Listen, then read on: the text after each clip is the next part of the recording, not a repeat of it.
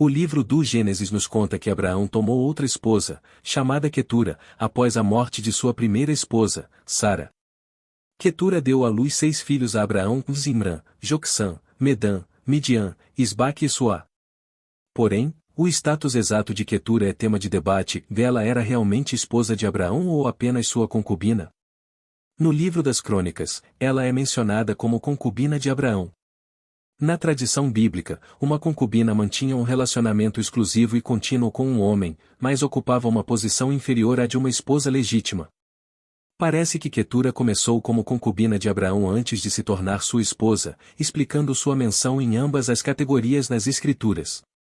No entanto, é claro que ela não desfrutava do mesmo prestígio que Sara, a verdadeira matriarca da linhagem de Abraão. Sara é exaltada como modelo de esposa fiel e obediente, enquanto Quetura recebe menos destaque. Apesar disso, Quetura teve um papel importante no plano providencial de Deus, dando à luz 6 filhos de Abraão, que se tornaram os ancestrais das tribos árabes. Os descendentes de Quetura, especialmente a tribo dos Midianitas, estão intimamente relacionados à história do povo escolhido. A modesta Quetura nos ensina uma lição valiosa: cada pessoa tem um papel específico no plano de Deus, independentemente de sua posição aparentemente modesta. Até mesmo aqueles que parecem estar nos bastidores da história contribuem para a realização da vontade providencial de Deus. Nada é negligenciável ou secundário aos olhos do Senhor.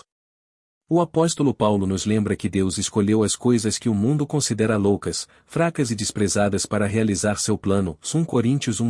Assim, frequentemente, é através dos pequenos e dos fracos que o plano de Deus se concretiza. Assim como Quetura, que acolheu Abraão e deu à luz os filhos da promessa divina, todos somos chamados a abraçar humildemente o papel único que o Senhor nos confia. Na história da salvação, nada acontece por acaso. Todos são preciosos aos olhos de Deus e são chamados a servir no reino do seu amor. Embora possamos nos sentir relegados ao segundo plano aos olhos dos homens, devemos manter nossos olhos fixos em Cristo, que revela o valor infinito de cada ato de amor realizado com humildade. Jesus nos assegura que até o menor ato de serviço em seu nome não passa despercebido e é recompensado. Mateus 10h42. Unidos a Ele, até mesmo a existência mais humilde se torna frutífera para o reino de Deus. Como Quetura, devemos aceitar confiantemente o papel que o Senhor nos concede e oferecer a Ele o que somos, independentemente de nossas limitações. Na simplicidade de coração, devemos ouvir o Espírito Santo e confiar que Deus pode realizar maravilhas em nós e através de nós. Ousemos ter fé. Refletir sobre Quetura nos lembra da importância de cada indivíduo no plano de Deus, mesmo aqueles que parecem modestos e discretos. Um debate recorrente é se Quetura é, na verdade, outro nome para Agar, a serva egípcia que deu a Abraão um filho chamado Ismael. Recordemos brevemente o relato bíblico: após anos de esterilidade, Sarai, esposa de Abrão, deu sua serva Agar como concubina para gerar um filho. Agar concebeu um filho, a quem Abrão chamou de Ismael, de Gênesis 16. No entanto, mais tarde, Sarai, agora chamada Sara, sentiu ciúmes de Agar e pediu a Abraão que a expulsasse junto com seu filho. Deus permitiu essa provação dolorosa, de Gênesis 21. Quetura surge na narrativa bíblica somente após a morte de Sara, como a nova esposa de Abraão e mãe de 6 filhos. Surge então a questão: Quetura poderia ser Agar retornada a Abraão após a morte de Sara? Alguns indícios podem sugerir essa possibilidade. Outro aspecto misterioso sobre Quetura é que a Bíblia permanece silenciosa sobre suas origens, raça e povo. Novamente, ao longo dos séculos, diversas hipóteses surgiram para tentar preencher o silêncio deixado pelas Escrituras. Vamos explorar algumas delas com cautela, lembrando sempre dos limites da especulação. Uma possibilidade é que Quetura tenha vindo da região de Canaã, assim como Sara, a primeira esposa de Abraão. Antes de seu chamado, Abrão viveu entre os cananeus, então é plausível que tenha escolhido Quetura desse mesmo povo. Alguns sugerem uma origem próxima, mas diferente, como os arameus. Outros ainda preferem uma proveniência do Oriente Médio, talvez da Península Arábica, lar de alguns de seus filhos, como os midianitas. Nesse caso, sua união com Abraão poderia representar a entrada dos povos daquela região na bênção de Abraão.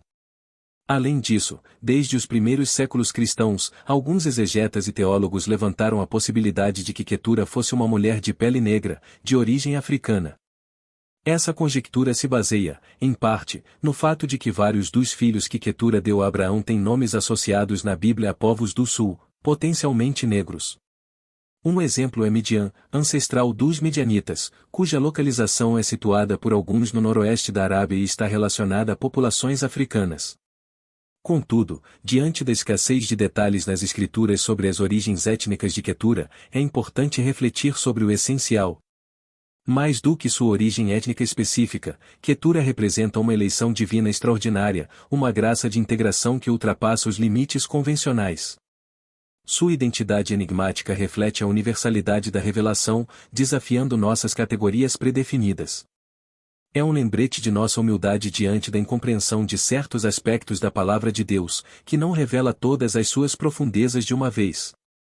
Portanto, devemos ser cautelosos com teorias arriscadas, mas também acolher esses mistérios bíblicos como convites para explorar continuamente as riquezas da revelação. O Espírito Santo nos guiará gradualmente na compreensão da Escritura, se nos aproximarmos dela com humildade e receptividade. A clareza completa será alcançada na Jerusalém Celestial, quando contemplarmos Deus face a face. Por enquanto, caminhemos na luz que nos é dada, expressando gratidão. Após refletir sobre o mistério de Quetura, voltemos nossos corações para o Senhor Jesus. Ao meditar sobre essa figura enigmática, reconhecemos nossos próprios limites investigativos. Quanto mais nos aprofundamos na Escritura, mais o mistério se revela, levando-nos à humilde consciência de nossa condição diante do Criador. Enquanto Quetura permanece em parte um mistério para nós, Cristo se tornou totalmente acessível ao se tornar um de nós. Como proclama o prólogo do Evangelho de João, de ninguém jamais viu a Deus, o Filho unigênito, que está no seio do Pai, esse o revelou, ou João 1h18. Portanto, toda meditação sobre o Antigo Testamento deve nos conduzir a Cristo, que é sua pedra angular, seu coração, seu ponto mais alto. Ele é o cumprimento de toda a história sagrada. Que possamos contemplá-lo incessantemente. O próprio prólogo de João nos lembra, a lei foi dada por Moisés, a graça e a verdade vieram por Jesus Cristo, ou João 1h17. Todo o mistério de Quetura, toda a revelação do Antigo Testamento, é apenas uma prefiguração e preparação para a plena manifestação de Deus em Jesus, a palavra encarnada para nossa salvação. Que possamos nos maravilhar com este mistério de amor incomensurável, Deus se aproximando de nós, saindo de sua inacessibilidade para se tornar visível, tangível, conhecível em Jesus Cristo. O infinito se torna uma criança pequena. O incompreensível assume um rosto humano. A luz eterna invade nossa escuridão. Esta é a boa nova, o cerne de nossa fé. Neste dia, que possamos louvar, bendizer e adorar o Senhor pelo presente inestimável da encarnação. Que graça extraordinária! Meus amigos, a humilde Quetura nos direciona a Cristo, que sozinho satisfaz plenamente nossa sede de verdade. Meditar sobre a Escritura nos faz ansiar por aquele que é sua realização viva. Louvado seja, Senhor Jesus! Glória a ti, que vieste compartilhar nossa humanidade. Tu és o caminho, a verdade e a vida. Em ti, as promessas da antiga aliança são reveladas. Tu és a luz que dá vida à Escritura e nos salva. Bendito seja, amor crucificado, que incessantemente se entrega por nós. Amém.